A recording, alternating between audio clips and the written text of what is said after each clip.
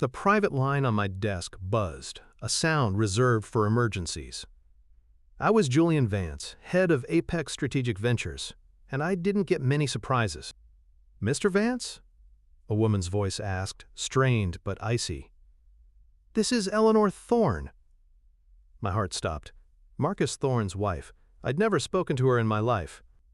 "I have something you need to see," she said, her tone hardening. "It involves my husband and your wife, Clara." A file transfer notification popped up on my screen. I clicked. Photos. "Incontrovertible proof. They're destroying our lives, Julian." Eleanor's voice crackled through the speaker. "It's time we returned the favor. The war had just begun." My line went dead, but the images on my screen burned. Clara, my wife of 20 years, the elegant face of our shared success, the woman who stood beside me as I built Apex from the ground up. And Marcus Thorne, the vulture who'd been trying to bleed my company dry for a decade. This wasn't just an affair. It was corporate espionage wrapped in cheap motel sheets. I met Eleanor an hour later in a sterile, forgotten conference room she owned in Midtown. She wasn't a grieving wife. She was a general surveying a battlefield, her eyes as cold and gray as the city's skyline. She slid a tablet across the polished table. "Marcus's entire digital life is on there. Every deal, every secret account, every vulnerability. He trusted me to manage his back channels." I looked at her, my own rage a controlled, quiet hum. "And Clara?" Eleanor's lips curled into something that wasn't a smile. "They think we're collateral damage," she said, her voice dropping to a whisper. "We're about to teach them the difference between collateral and a primary target."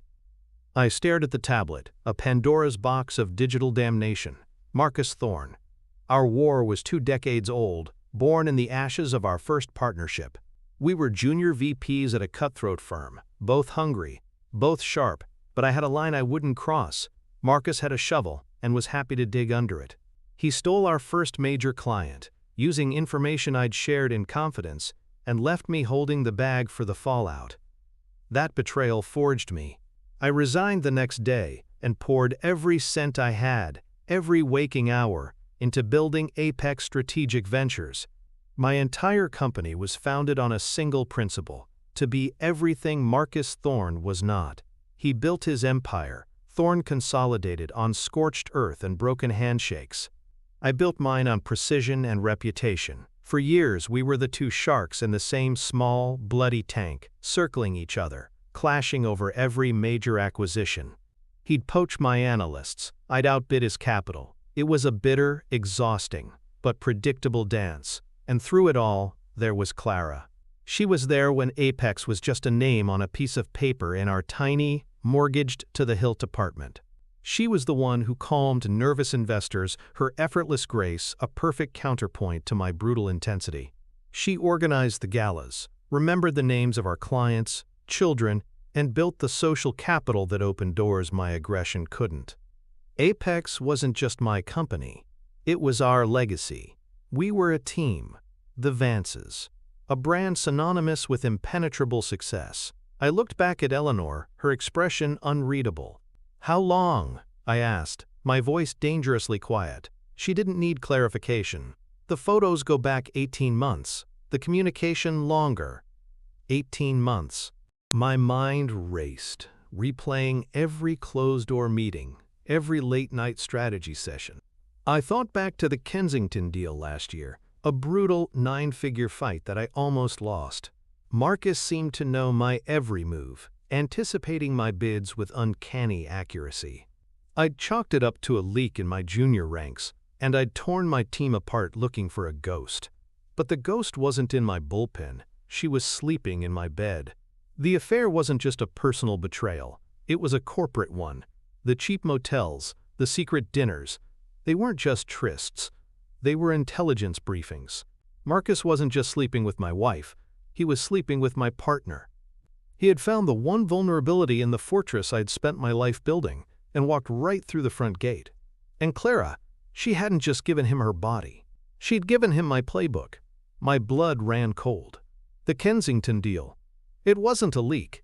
It was a guided missile, and Clara had painted the target on my back. I remembered the final bidding war.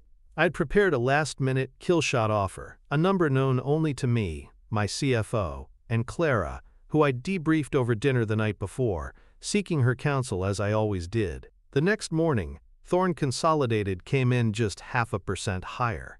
Just enough to win without looking suspicious. I'd praised Marcus's cunning at the time, his brilliant intuition. But it wasn't intuition, it was information, delivered on a silver platter in my own home. "Show me," I said to Eleanor, my voice a rasp. My grief was gone, replaced by a glacial calm. This was just another hostile takeover. The target was just more personal. She pushed the tablet towards me. It was a mirror of Marcus's life, meticulously organized. We spent the next hour in silence, the only sound the soft tapping of our fingers on the screen. It was all there. Encrypted chats. Financial transfers to a shell corporation Clara had set up 2 years ago. Calendar entries for client dinners that corresponded perfectly with dates she'd told me she was visiting her sister in Connecticut. Then we found it. A thread from the week of the Kensington deal. "Marcus, he's holding at 850. Can we push him higher?"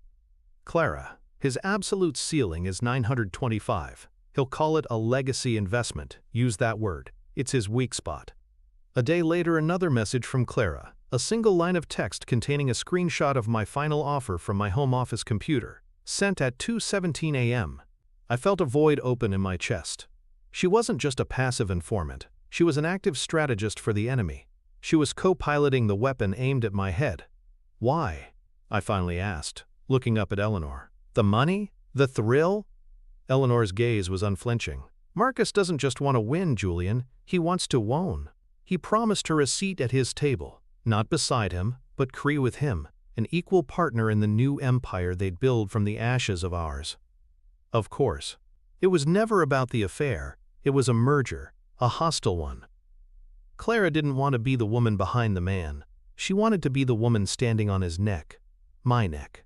They used our lives as leverage, I said, the plan already crystallizing in my mind, cold and sharp. They used our trust as capital. Eleanor nodded slowly, a dark understanding passing between us. "And that is a debt that must be repaid, in full." "No," I corrected, closing the tablet and pushing it back to her. "A debt is repaid and the books are balanced. We're going to bankrupt them. Emotionally. Financially. We're going to take every asset they hold dear, every secret they've ever kept, and liquidate them until there is nothing left but dust." I leaned forward, the cold fire of my old ambition reignited, but for a new, singular purpose. "They think this is a war for our companies. We're going to make it a war for their souls."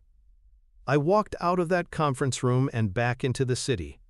The noise, the lights, the endless river of people. It all felt different. Before, it was the backdrop to my success. Now, it was just a hunting ground. Eleanor and I had a plan. A two-front war, designed to dismantle their lives piece by piece. But the first move, the most critical one, required something I hadn't practiced in years. Utter and complete deception in my own home. The war would not be won with a sudden, furious assault. It would be won with a slow, patient, and invisible siege. The elevator doors opened to our penthouse, a glass box overlooking Central Park that we'd bought to celebrate Apex's first billion-dollar valuation. It felt like a museum of a life I no longer lived. Clara was in the living room, a glass of Pinot Noir in her hand, the picture of effortless grace. She smiled as I walked in, the same smile that had once been my refuge. Now it was just a mask. "Tough day, Julian?" she asked, her voice a practiced melody of concern. "The usual fires," I said, loosening my tie. I walked to the bar and poured myself a scotch, my back to her. My hands were steady. My heart was a block of ice. "Actually, I had a call about Thorn. He's making another play for the Sterling portfolio." I watched her reflection in the dark marble of the countertop. For a fraction of a second, her smile tightened. A microscopic flicker of something, not surprise, but assessment. But it was there.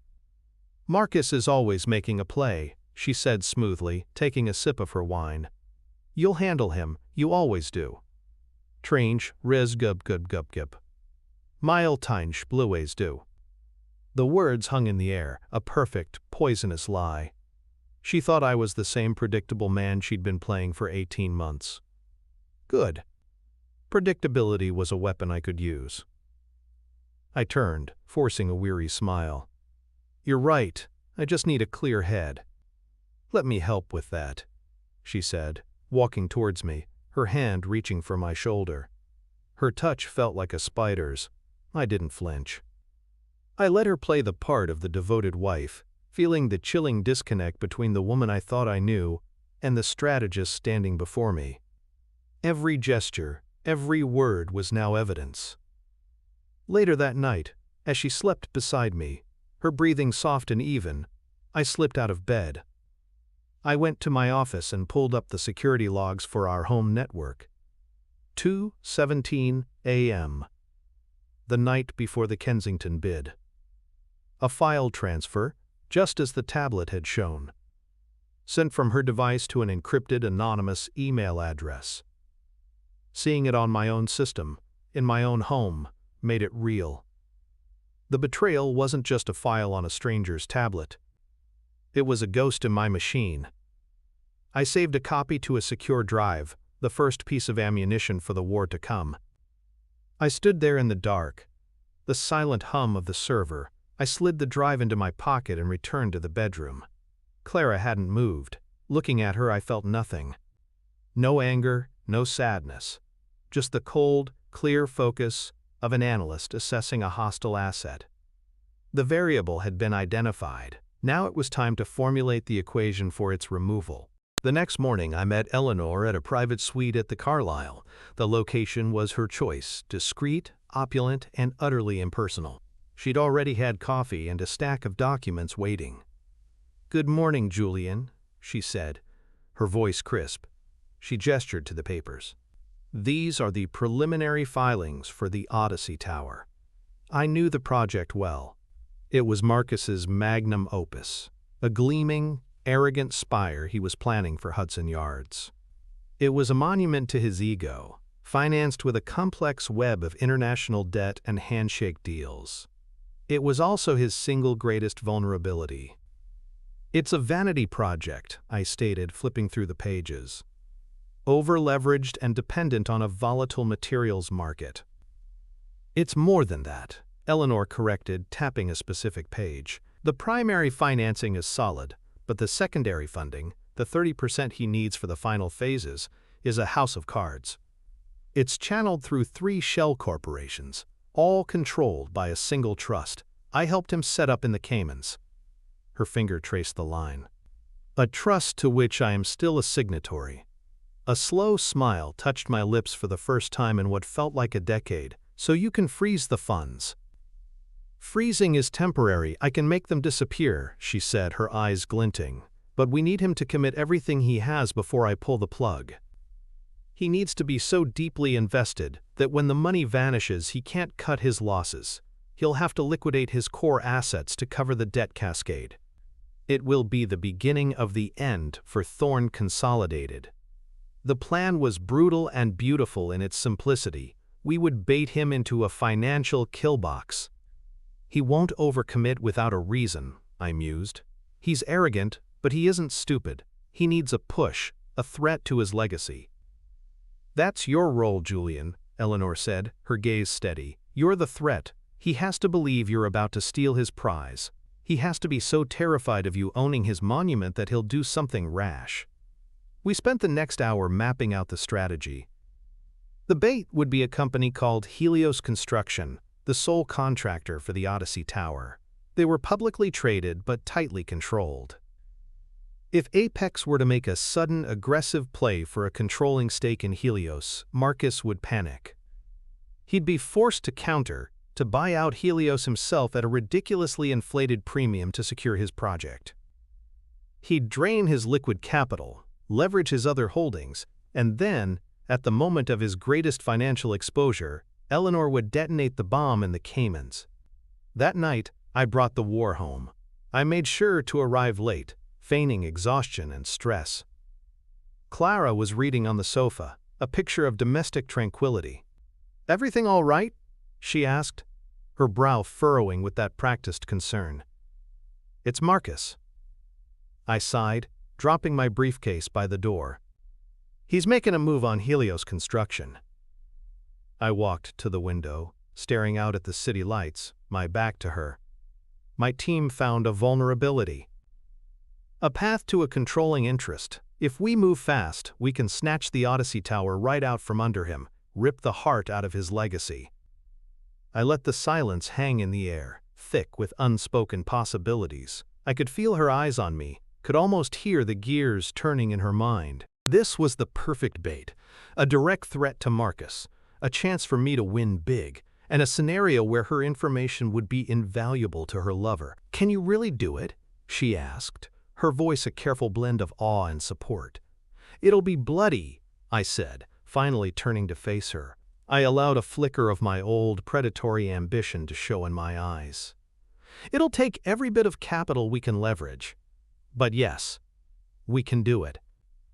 I let her absorb the information, then headed for the shower, leaving the bait on the table. Later in my home office, I set up a simple network monitor. I didn't have to wait long.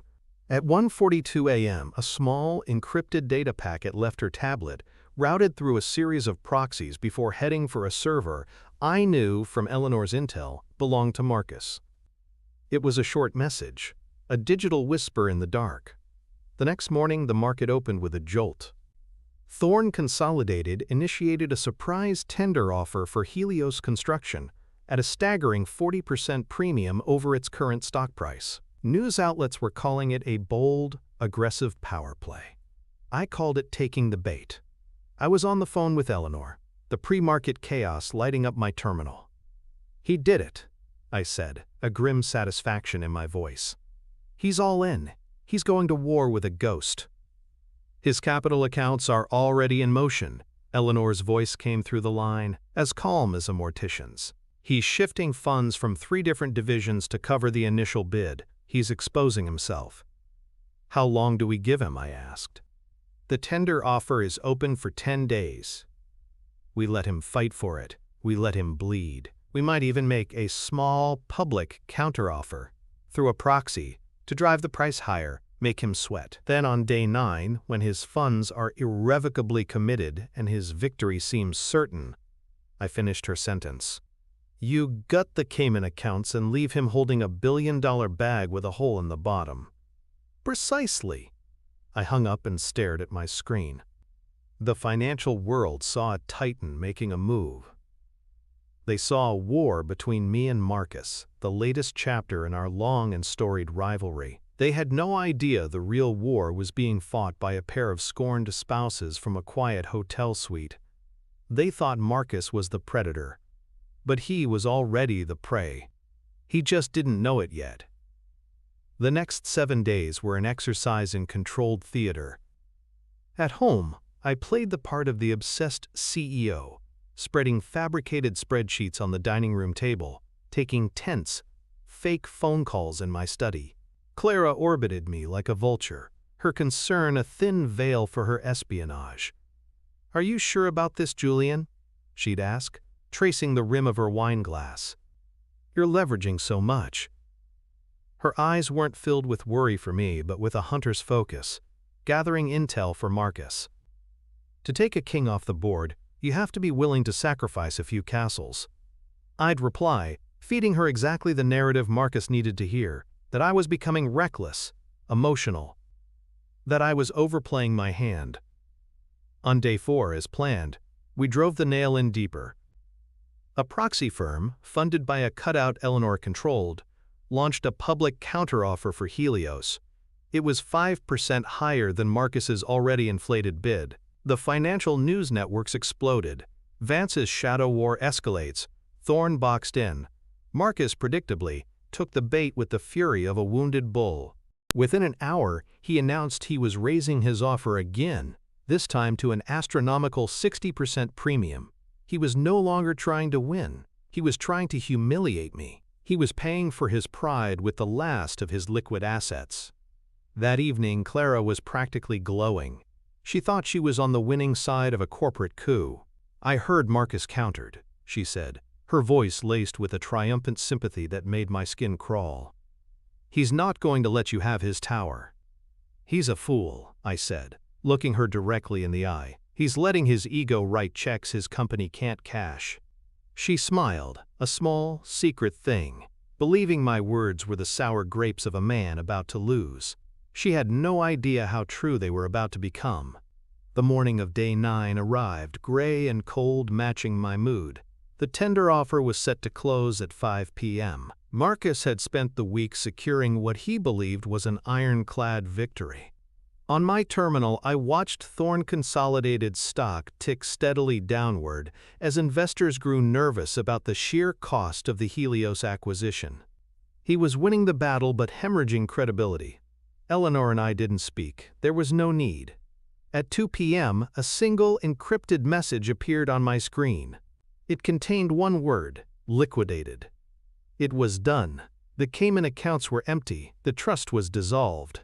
$300 million in secondary financing had simply vanished into the digital ether, rerouted through a dozen untraceable channels before finally landing in a new trust, one controlled solely by Eleanor. Marcus Thorn was now legally bound to an acquisition he could no longer afford. The debt cascade had begun. I went home early. I didn't turn on the news. I just sat in the living room, in the dark, and waited. Clara came home just after 6, humming a tune, her shopping bags from Bergdorf's rustling with the sound of a victory celebration. "Julian!" "You're home early," she said, her voice bright. She stopped when she saw my face. "What is it?" "Did you withdraw the bid?" she asked, a flicker of genuine concern, for Marcus, in her eyes. "No," I said softly. Her phone buzzed then, and again, a frantic, desperate rhythm. She looked down at it, her smile faltering. Her face, so carefully composed for 2 decades, began to crumble. She sank onto the sofa opposite me, her eyes wide with disbelief as she scrolled through the alerts. NOS Thorn Consolidated halts trading. Times SEC launches inquiry into funding irregularities. NOS Marcus Thorn facing catastrophic margin call. Her gaze lifted from the screen and met mine. The triumphant strategist was gone. In her place was a terrified woman who had just realized she'd been on the wrong side of the board the entire time. She finally saw the trap, but she was already inside it, the steel jaws clamped shut around her. "What did you do?" she whispered, her voice trembling. I picked up my glass of scotch from the table, the ice clinking like a distant bell. I took a slow sip, letting the silence stretch, letting her hang in that abyss of dawning horror. I didn't have to say a word. She was looking at the man she betrayed, and for the first time she was seeing the monster she had helped create. The justice wasn't in the shouting, it was in the quiet, in the watching, in knowing that I had taken everything from them without ever raising my voice. "I finished the war you declared," I said, my voice devoid of emotion. "You and Marcus built a house of cards on a foundation of lies. I just kicked out the table." Her face was a mask of disbelief. "Our money, our life. Julian, you've destroyed everything."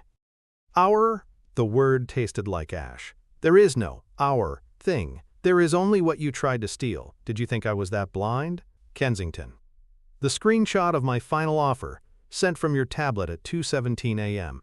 "You didn't just cheat on me, Clara. You committed treason against everything we built." I watched the last bit of fight drain from her eyes, replaced by a cold, stark terror. "How?" "Eleanor," I said, letting the name hang in the air between us.